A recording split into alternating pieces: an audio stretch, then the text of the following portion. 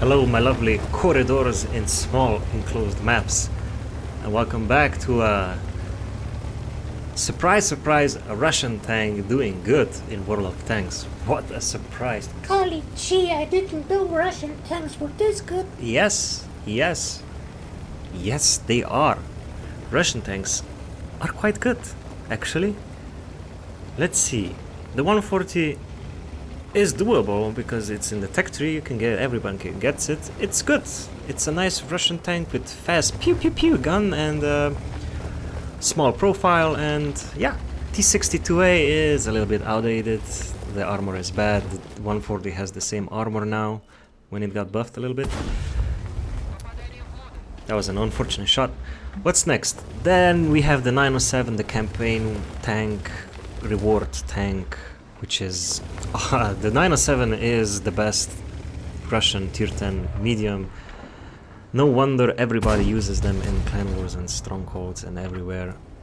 Then what do we have? The 277 is awesome because it's super fast. It's really a ruthless heavy tank in clan wars when you have to push certain maps, like really push and get armor in there, and has a nice punchy gun.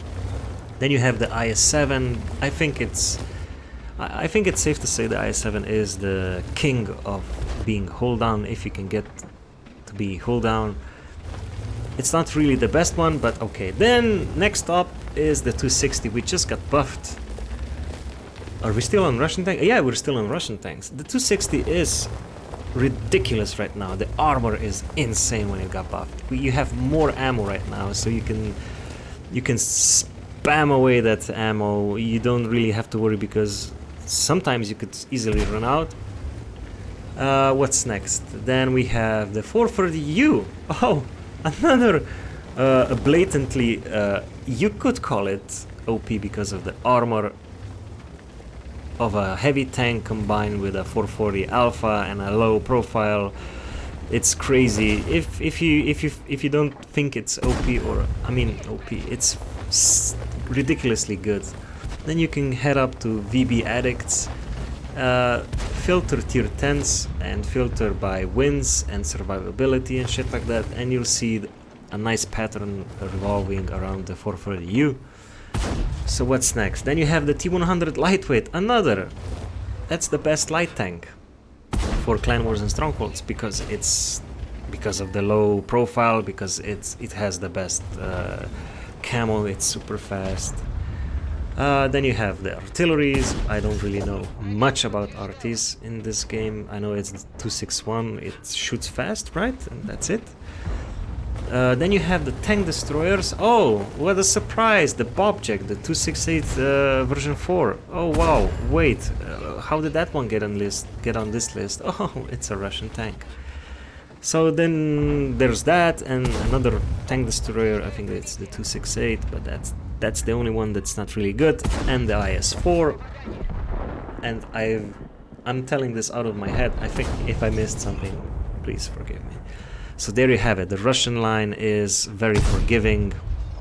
I would recommend it to new players to go Russian line, maybe go to the IS-7 line, through the IS-3 line or something. That would be awesome.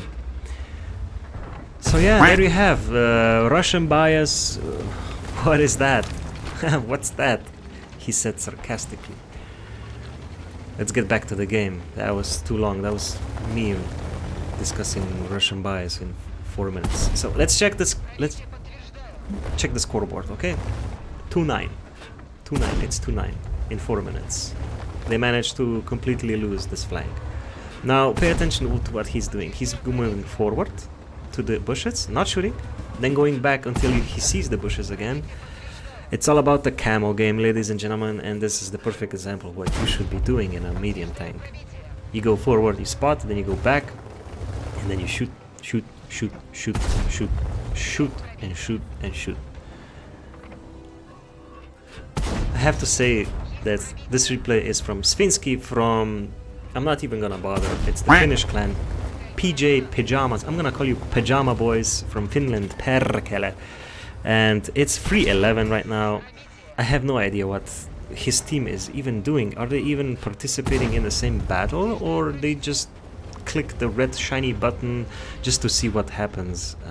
So yeah, he has 2 frags, 4.4k, and 3 frags, 4.5. He's gonna get another one, the 4th frag. That was a very unfortunate tracking shot by this SU, because then he got shit. He got hit by that one and the FV. And they're just gonna line up, they're just gonna gang up on poor Svinsky over here, but he managed to kill this KV-4. And how is he still even alive? How is the enemy team allowing Svinsky to still be alive at this point? Why is he not dead already? Why? Because, well, he's actually using his brain. I can't really say about all of his teammates doing the same as he is, but he did a nice escape right there. He did escape nicely. And that IS-3 that was chasing him, he's dead. Now he can go back. He needs to go back, and this game is still winnable. I haven't seen the outcome yet, because there's a Lorraine, a CDC, a 5100, a Borsig, an SU, and a Hawk. I'm just gonna call it Hawk, HWK, whatever. They're all tier 8s, they're all paper, so he could potentially kill all of them pretty easy. And there's the FV that can be really easily countered, because as soon as the FV shoots, you just track, circle, and voila. So, 2 guys remaining, Svinsky and the Jaegeru, versus these, what, there's 6 guys remaining, but thank God, did you see that? Holy moly, that guy is still on full HP. Now all he needs to do is deal with these tier 8s, and this, I love this, I just love this, how this Lorraine cannot panic him, no way. And that was an unfortunate shot by Svinsky, but he's gonna finish this guy. He finished the Lorraine. The Lorraine couldn't do anything because Svinsky was full down, basically. The Lorraine could probably see only the top of his turret, so he had the time of his life to farm him, and that's what you should do in these tanks, especially the Russian tanks. Any tanks that have good turret armor, to be honest. Now he's gonna deal with the CDC. CDC is, how would you say it? It's like if you go to a store and you buy an A3 piece of paper, you know A3, it's bigger than A4, and then fold it in like a box and put a turret on, then voila, the CDC is born. The CDC is trash, to be honest. Especially if you're bottom tier with the 357 template, you're gonna have a really bad time, man. It's 12-3, remember how it was 1-9? But unfortunately, the poor Jaegeru, he died. He's pinging the map. I love this shot. Tracking damage, and between the house and the wreck over here. Now, there's a Borsig probably camping way in the back, and there's an FV in B1, so he needs to deal with this guy in the middle. He should completely avoid the right side of him, and completely avoid staying in the open, because that FV, he just sneezes on Svinsky and he's dead. The FV just needs to shoot somewhere close to him and he is dead. So now it's 1.1 versus 2. I personally would go left, far left, or something like that, and try to hunt this Borsig, load HE for him, deal with him, and then there would be a one-on-one, play with the bushes on this map, and try to get the position where the last guy is. Now this is what kind of saved his life, because the Borsig missed, the FV is shooting AP. Why on earth would you be shooting AP with that tank? Just use Hesh. Only use AP for I don't know what reason. But the FV just threw the game by doing that, by shooting AP. If he loaded Hesh, because that was a clear hit on him, he would have killed Svinsky and would have easily won the game. A game which, if you check the course of the battle, the enemy team should have won easily, because at one point it was 1-9. They would should have rushed just rushed like retarded monkeys into them and just win. But somehow they went one by one, the biggest mistake, and one of the mistakes that you can get very frustrated by when you see your team going in one by one, especially in paper tanks, and then dying one by one. That's like the most frustrating thing you can see. But right now, Svinsky has 4 shells. He really needs to stop fucking around and actually pen all of that, because he has 3 shells. That's enough to finish him off. Okay, I think 2 shells with nice normal rolls should finish the FV, and he has 1 HE shell left. Now that FV did another no, if you're playing 1 versus 2 or something like that. Going in the cap circle is the worst thing you could do when the enemy tank is unspotted. When you don't know where the tank is, I would never ever go into the cap circle whatsoever, because immediately you cry to him, hey look, I'm here, I'm in the big green circle on the minimap, so you know where the one guy is, and then you just go after the other. So going into the cap circle in a late game like this, in a situation like this, is a no, never do that. It would be better if you just stick with B2 or B1 or something in the bushes and just wait it out, just drew the game, you know, that way nobody wins. Or if Svinsky decided to lose his nerves, go in, maybe shoot him, you know, but never go into the cap circle. That's why would you reveal your position like that? Why would you give the advantage to the enemy? So he knows where you are, so he can plan his moves, flank you and whatever. And that's a pretty much done deal. Svinsky knows he's there. He cannot run now. He cannot run anywhere on this map with that big, massive tank. Let's check the stats before we see what's gonna go up. 10 frags. That's a Pul's medal right there, buddy.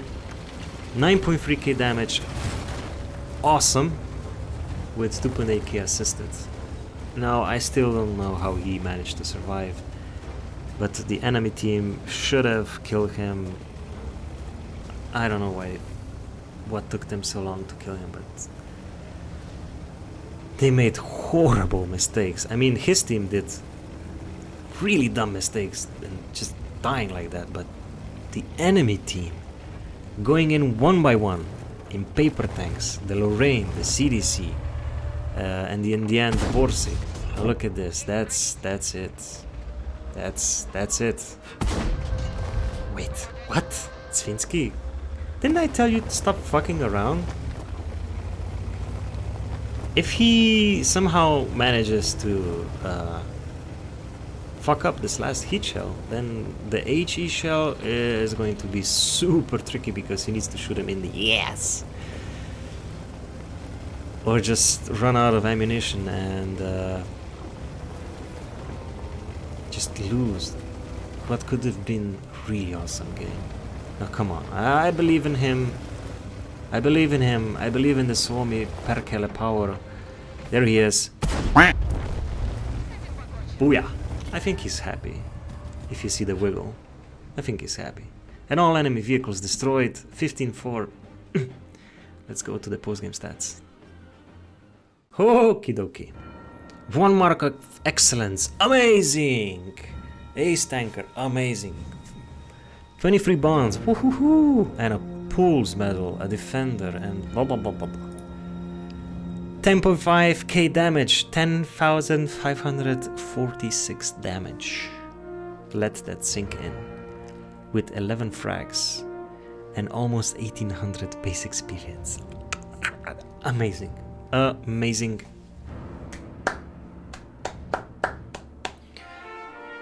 But I cannot say the same about his teammates, because 1, 2, 3, 4, 5, 6, 7 guys.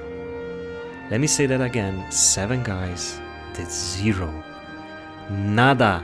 Niente. Sucked cock. Did nothing.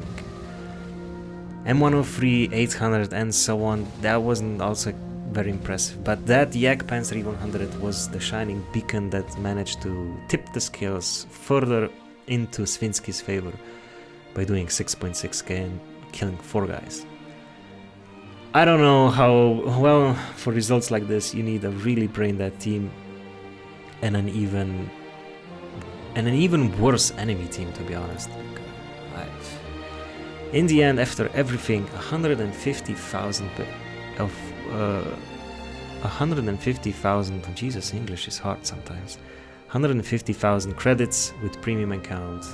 I think he had it, but without it would be 71. Probably a clan boost, credit boost. And amazing. Thanks Svinsky for this replay, and I wish you a happy Hanukkah in 2021 and a happy Easter. I'll see you soon.